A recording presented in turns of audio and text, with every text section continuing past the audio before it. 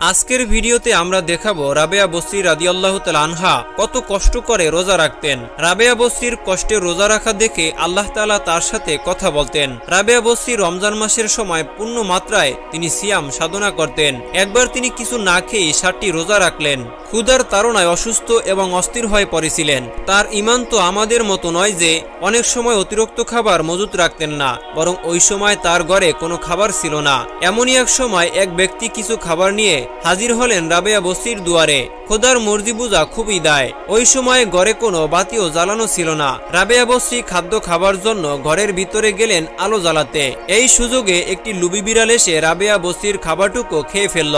রাবেয়া বসরি ক্ষুধার তাড়নায় আবারও অস্থির হয়ে পানি পান করতে গেলেন।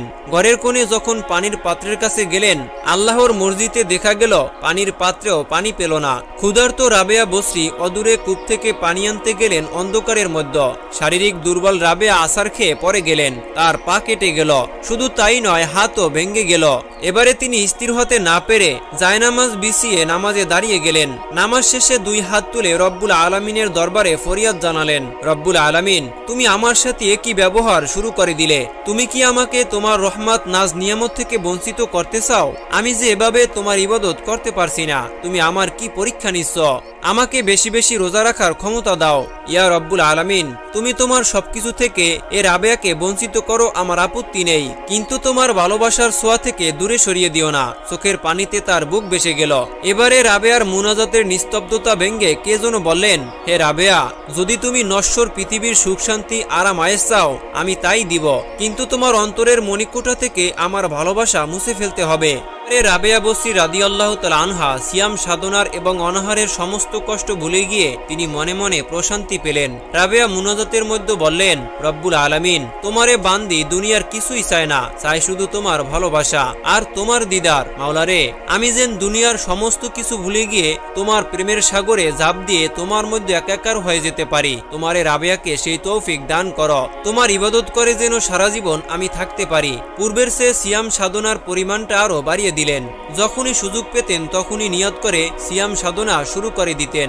একদিন এক লোক এসে রাবেয়াকে জিজ্ঞাসা করলেন যে আপনি শয়তানকে কিভাবে ঘৃণা করেন? রাবেয়ার জবাব শুনে অবাক হতে হয়। তিনি বললেন, কারো সম্পর্কে কোনো কিছু না জেনে ঘৃণা করা বা কোনো মন্তব্য করা উচিত মনে করি না। আমি তো আল্লাহর দিদার লাভের প্রচেষ্টায় এতই ব্যস্ত যে শয়তান সম্বন্ধে কোনো কিছু জানার বা চিন্তা ভাবনা করার সময় পাই না। সুতরাং তার সম্পর্কে ঘৃণা করার প্রশ্নই আসে না। রাবেয়ার এই কথা শুনে ওই লোকটি ভাবতে লাগলেন, একটা মানুষ কিভাবে এতটা আল্লাহর প্রেমিক হতে পারেন? রাসূল আকরাম সাল্লাল্লাহু আলাইহি ওয়াসাল্লাম বলেছেন, রোজা হচ্ছে মুমিনদের ঢাল স্বরূপ। সত্যি সত্যি রাবেয়ার সিয়াম সাধনা তার কাছে ঢাল স্বরূপ ছিল। কোনো অপরাধ ঢাল ভেদ করে তাকে স্পর্শ করতে পারেনি। একদিন হযরত রাবেয়া বসরি রাদিয়াল্লাহু তাআলা আনহা তার সাথীদের নিয়ে কোথাও যেন যাচ্ছিলেন। পথিমধ্যে একটি গভীর জঙ্গলের পাশে রাবেয়ার গাধাটি অসুস্থ হয়ে পড়ল। এমন অসুস্থ হয়েছিল যে সবাই ধারণা করেছিলেন গাধাটি মারা গেছে। এতে দলের লোকেরা অনেকেই প্রস্তাব দিল যে, রাবেয়া, তুমি আমার সাথে আসো। তিনি বললেন, আমি যাত্রা শুরু করার সময় তোমার উপরে ভরসা করে নামিনি, আমি একমাত্র সৃষ্টিকর্তার উপরেই ভরসা করে নেমেছি। অতএব আমি তোমার কোনো সাহায্য গ্রহণ করব না। তোমরা তোমাদের আপন আপন শক্তিতে আপন গতিতে চলতে থাকো। যার উপর ভরসা করে পথে নেমেছি তার পক্ষ থেকে কোনো সাহায্য না আসা পর্যন্ত আমি এখানেই থাকব। নিশ্চয়ই আমার আল্লাহ পাক রব্বুল আলামিন আমার জন্য কোনো না কোনো ব্যবস্থা অবশ্যই করে দিবেন ইনশাআল্লাহ। তাই আপনারা আমার জন্য চিন্তা করবেন না, আপনারা চলে যান। রাবেয়া বসরি রাদিয়াল্লাহু তাআলা আনহার এই কথা শুনে সবাই চলে গেল, আর তিনি একাকী সেখানেই রয়ে গেলেন। 2 রাকাত নামাজ আদায় করে খোদার শাহী দরবারে হাত তুলে ফরিয়াদ করতে লাগলেন। বললেন, ওগো আমার দয়াময় প্রভু, তোমার দয়ার শেষ নেই, কিন্তু একটি দরিদ্র দুর্বল অসহায় অবলা নারীর প্রতি একই তোমার দয়া। তোমার উপর ভরসা করে সাথীদের সাথে পথে নামলাম, আর তুমি আমাকে এখানে আমার গাধাটিকে অসুস্থ করে অসহায় করে দিলে। তবে হ্যাঁ, তুমি যদি আমার উপরে সন্তুষ্ট থেকে সবকিছু করে থাকো তাহলে আমার কোনো আপত্তি নেই। আমি আর কোনো প্রার্থনা করব না। এখন থেকেই আস্তে আস্তে বাড়িতে ফিরে যাব। রাবেয়া বসরির প্রার্থনা শেষ হতে না হতেই তিনি দেখলেন তার গাধাটা সম্পূর্ণ সুস্থ হয়ে মনিবের প্রতীক্ষায় দাঁড়িয়ে আছে। মনে হয় যেন গাধাটি অসুস্থই হয়নি। একদিন হযরত রাবেয়া বসরি রাদিয়াল্লাহু তাআলা আনহার একজন দাসী রান্না করতে গিয়ে দেখলেন যে পেঁয়াজ নেই। দাসীটি অন্য ঘর থেকে পেঁয়াজ ধার আনার জন্য যাওয়া শুরু করলো। তখন হযরত রাবেয়া দাসীটিকে বলল, আমি কোনো মানুষের কাছে হাত বাড়াতে চাই না, আমি নিজে যেটুকু পারি আমার যা আছে তাই খেতে চাই। আল্লাহ আমাকে যেভাবে সাহায্য করবেন আমি সেভাবেই থাকতে চাই, কারণ আমি আজ থেকে 40 বছর আগে আমার মাওলার কাছে ওয়াদা করেছিলাম যে কোনো মানুষের কাছে কোনো জিনিসের জন্য হাত বাড়াবো না। সুতরাং এই সামান্য ব্যাপারে খোদার সাথে ওয়াদা ভঙ্গ করতে চাই না। আজকে না হয় পেঁয়াজ ছাড়াই খাবো। আল্লাহর কুদরত বোঝা খুবই মুশকিল। ওই সময় হঠাৎ একটি কাক এসে কয়েকটি পেঁয়াজ ফেলে চলে গেল। রাবেয়া বসরি রাদিয়াল্লাহু তাআলা আনহার দাসী ওই পেঁয়াজ কুড়িয়ে এনে তরকারি পাক করলেন। এর কিছুদিন পরের ঘটনা, হযরত রাবেয়া বসরি রাদিয়াল্লাহু তাআলা আনহা লোকালয় ছেড়ে নির্জনতার জন্য ফুরাত নদীর তীরে জায়নামাজ বিছিয়ে খোদার ধ্যানে বসে গেলেন। তখন তার দুনিয়ার কোনো খেয়াল ছিল না। হঠাৎ তার নির্জনতা ভেঙে তার ওস্তাদ হযরত হাসান বসরি রহমাতুল্লাহ আলাইহি তাকে সালাম করলেন। রাবেয়া বসরির ধ্যান ভেঙে গেল। ফিরে দেখলেন তার ওই শিক্ষাগুরু পাশে দণ্ডায়মান।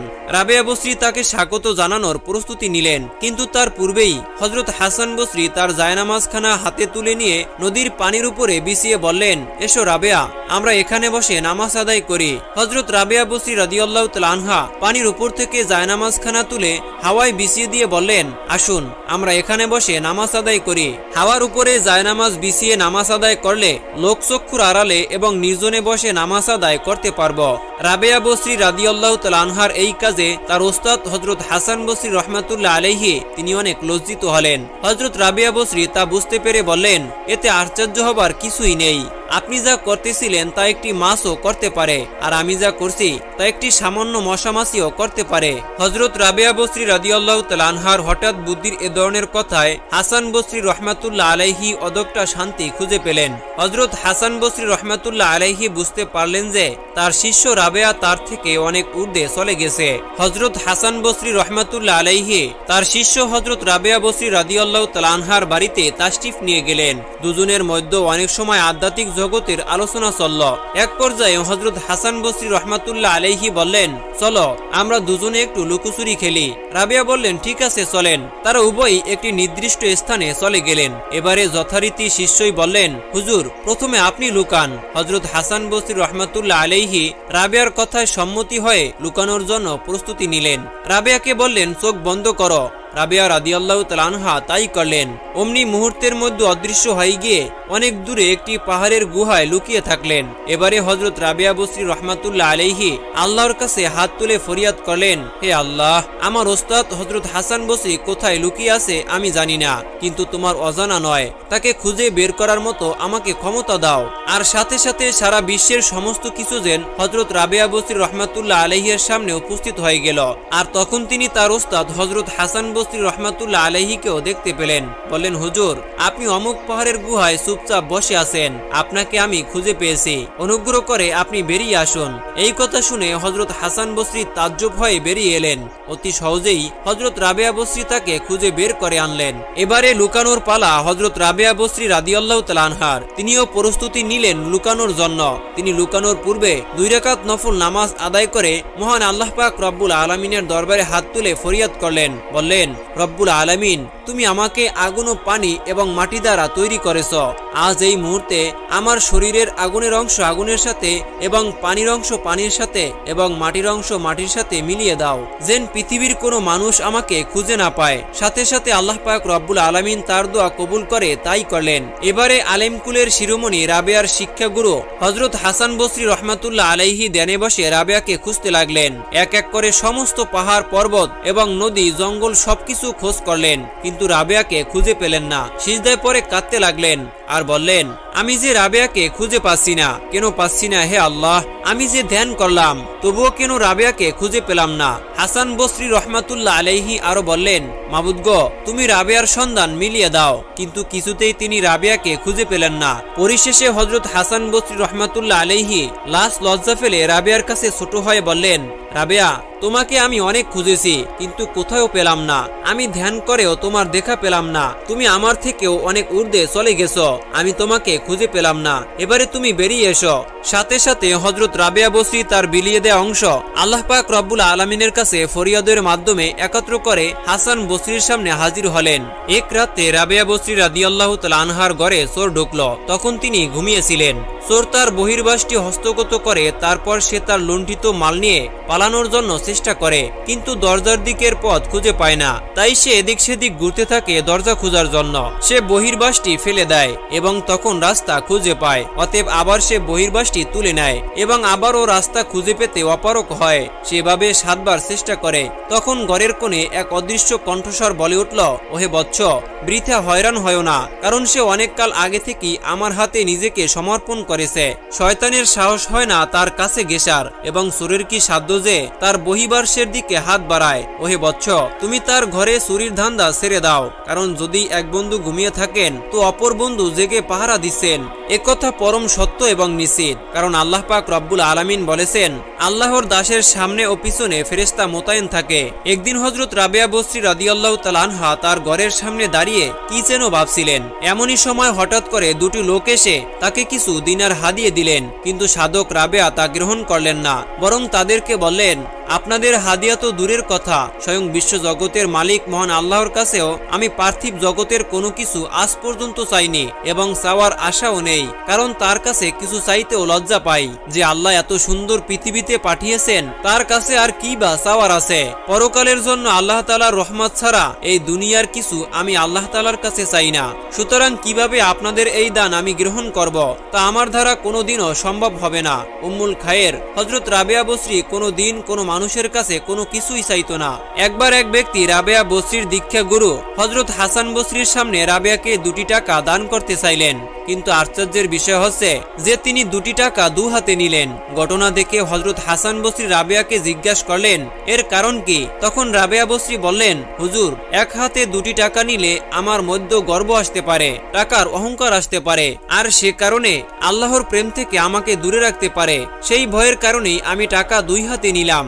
একদিন হযরত রাবেয়া বসরি রাদিয়াল্লাহু তাআলা আনহা গভীর জঙ্গলে নির্জনে জায়নামাজ বিছিয়ে আল্লাহর ইবাদতে মশগুল হয়ে গেলেন। দেখা গেল বনের সমস্ত হিংস্র প্রাণী এসে রাবেয়াকে ঘিরে রাখল।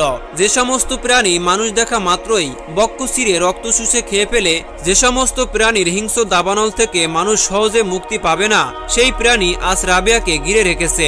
দেখে মনে হচ্ছিল বনের হিংস্র প্রাণীরা রাবেয়াকে পাহারা দিচ্ছে।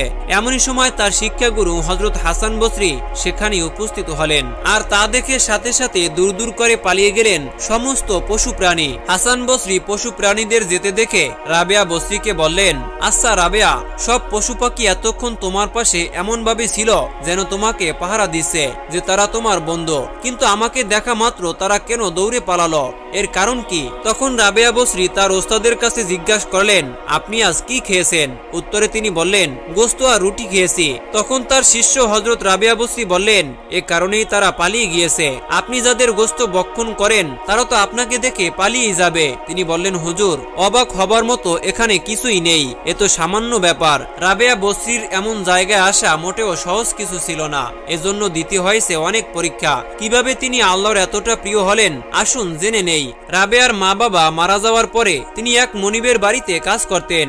একদিন হঠাৎ রাবেয়ার মনিবের ঘরে কিছু মেহমান আসলো। মেহমানদের মধ্যে অনেক জ্ঞানী গুণী এবং পণ্ডিত, চিকিৎসাবিদ এবং বিভিন্ন রকমের লোক ছিল। কিছুক্ষণ খাবার পরে একজন মেহমানের প্লেটে পড়ল একটি পাখি ডানার জোড়ার হার। তিনি হারটি হাতে তুলে জিজ্ঞাসা করলেন যে এই পাখি ডানার জোড়ার হারের সাথে মানুষের হাতের জোড়ার হারের সাথে কোনো মিল আছে কি? মেহমানের এই কথার জবাবে একজন প্রাণী তত্ত্ববিদ জবাব দিলেন যে মানুষের জোড়ার হার এবং পাখির জোড়ার হারে বেশ পার্থক্য রয়েছে। প্রথম ব্যক্তি বললেন, মোটেও পার্থক্য নেই। অপর আরেকজন ব্যক্তি বলল, আপনার হাত কেটে প্রমাণ দেখান, না হলে বিশ্বাস করি না। প্রাণী তত্ত্ববিদ বললেন, প্রমাণ দেখতে চাইলে আপনার নিজের হাতটাই কেটে দেখুন। নির্দয় নির্মম মনিব এইসব তর্ক বিতর্ক শুনে সমাধানের জন্য লক্ষ্য করে বললেন, আর তর্ক নয়, আপনাদের কারোই হাত কাটতে হবে না। রাবেয়ার প্রতি ইঙ্গিত করে বলল, আমার একটি দাসী আছে, ওর হাত কেটেই দেখুন, আপনাদের কার সিদ্ধান্ত সঠিক। মানুষ কত নির্মম হলে এমন একটি সামান্য তুচ্ছ জিনিসের জন্য এত বড় কঠিন সিদ্ধান্ত নিতে পারে তা বলার অপেক্ষা রাখে না। মনিব যখনই রাবেয়াকে খাবার টেবিলে ডাক দিল। রাবেয়াও অমনি খাবার টেবিলে মনিবের সামনে হাজির হলো। প্রাণী তথ্যবিদ বলল, এই মেয়েটার হাত কেটে প্রমাণ করে নিন। রাবেয়াকে চেপে ধরে তার হাত কেটে দেখে যে পাখির জোড়ার হাড়ের সাথে মানুষের জোড়ার হাড়ের কতটা পার্থক্য রয়েছে। রাবেয়ার খুবই কষ্ট হলো। প্রায় মাসখানে পরে আস্তে আস্তে তার ক্ষত ভালো হলো। আল্লাহর আরশ পর্যন্ত না কেঁপে পারেনি। একথা গভীর রাতে যখন পৃথিবীর মানুষ এবং পশু পাখি, গাছপালা, তরুলতা, আকাশ জমিন সমস্ত কিছু ঘুমিয়ে পড়ল, তখনই রাবেয়া দু হাত তুলে আল্লাহর কাছে বললেন, হে পরম দয়ালু, হে পাক পরওয়ারদিগার আলম, আমি একটি অবলা নারী, আমি অসহায়, আমি এতিম, আমি বিপদগ্রস্ত, আমি দাসত্বের শিকলে আবদ্ধ।